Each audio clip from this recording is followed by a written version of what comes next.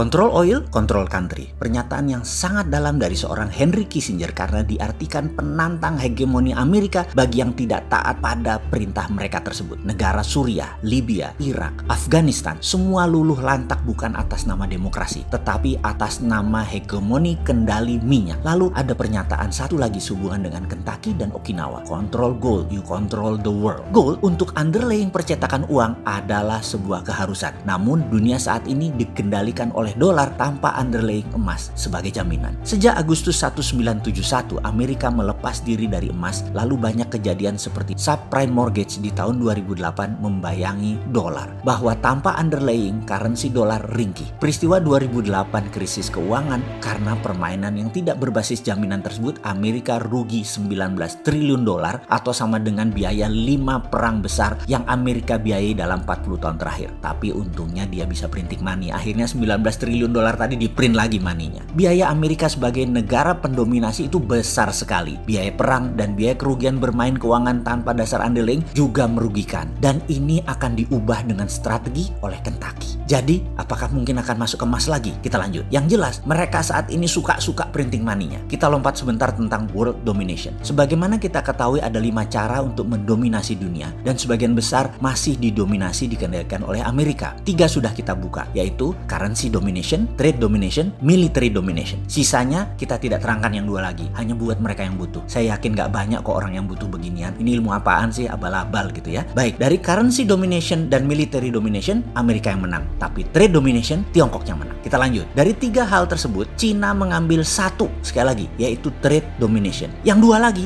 ini peluang bagi Indonesia. Sekali lagi, tapi bagi yang ngerti ngelola negara, wes tak simpen wae lah. Orang banyak yang gak peduli untuk Indonesia menjadi berpeluang besar mendominasi yang 2 tadi. Indonesia malah lebih jatuh cinta sama Cina atau sama Amerika. Wes biarin.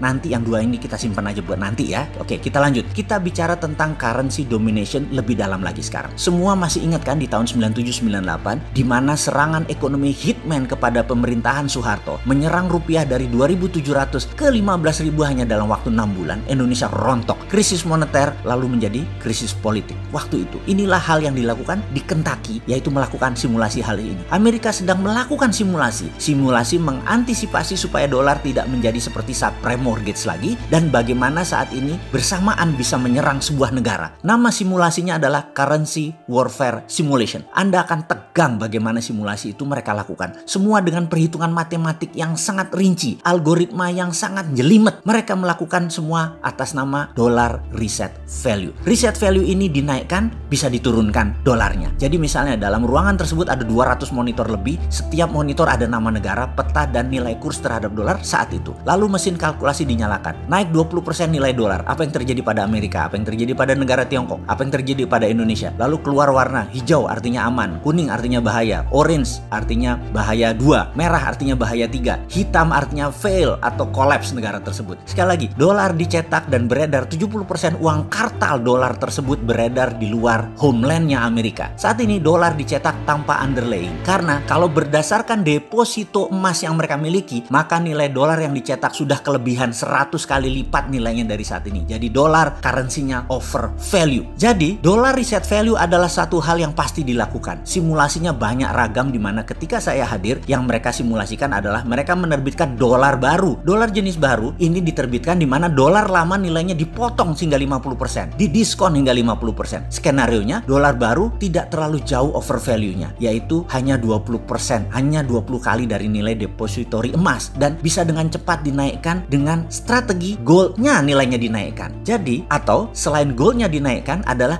cadangannya dinaikkan karena itu dia sangat berkonsentrasi untuk mengambil cadangan deposit emas atau tambangnya. Jadi kalau kita Indonesia memiliki cadangan devisa 120 billion dolar in one night, begitu dolar reset value dilakukan nilainya tinggal 60 billion, tinggal 50%. Menariknya ketika dihajar atau di-cut dengan 50% nilai dolar baru, Cina tidak rubuh. Cadangan devisa mereka Tiongkok walau ada dolarnya namun gold reserve-nya Cina kuat. Dunia akan kacau jika dolar reset value dilakukan adalah sekitar 9 bulan sampai keseimbangan ekonomi baru tercipta. Ada beberapa wilayah dunia yang akan lumpuh, ada yang tumpah darah, namun semua itu terukur. Simulasi kedua, dolar baru diciptakan namun nilai dolar lamanya adalah 0. Amerika nilai dolarnya sama dengan nilai cadangan emas mereka. Efeknya dunia akan perang selama 5 tahun, kekacauan sistemik di mana-mana. Cina kolaps atau dalam dalam bahasa Lemhanasnya namanya fail state, negara gagal. Simulasi berikutnya adalah dolar di-cut 80%, tinggal 20%. Ternyata Cina lumpuh menjadi negara paria. Menariknya, Indonesia rupiah itu di level turun 20% atau dolar naik, sudah lampu kuning. Di level 30-40% oranye, di level 50% fail state, merah. Kalau rupiah dikuatkan atau dolar dilemahkan, 50% ditebas, Indonesia lampu oranye. Jadi Indonesia lebih rentan jika dolar dikuatkan daripada dilemahkan. Jangankan diterbitkan dolar nilai baru, dengan dolar lama dibawa ke harga 19.000 atau 20.000 bahkan, sudah oranye pemerintah Indonesia saat ini. Sekedar mengingatkan, yang goyang pemerintahannya, bukan negaranya loh ya. Itulah salah satu di antara banyak informasi yang saya dapat dari Kentucky. Saya berpikir hebat. Ratusan gambaran sekelebat melintas di kepala saya. Semua gambaran prasangka buruk. Kepala saya terbayang galian tambang yang dalamnya minus 4.000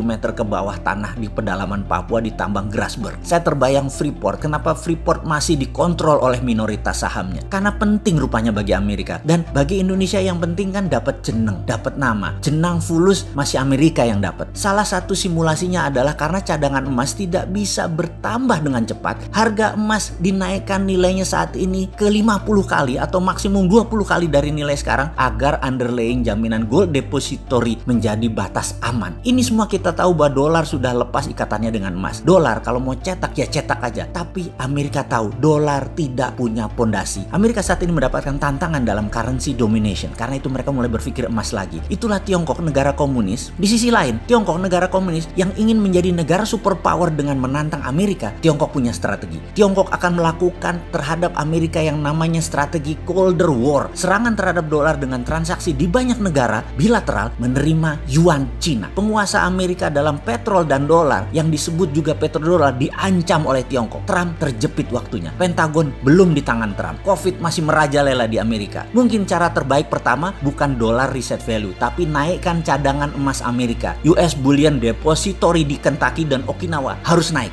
Sebentar. Okinawa Bullion Depository itu bukannya materialnya copper concentrate Freeport ya? Cadangan Grasberg yang 20 tahun ke depan masih 3.000 ton itu emasnya. Kenapa kita nggak minta bagi hasil emasnya ya? Kok malah koper tembaganya ya? Konsentrat lagi. Ya, begitu dah.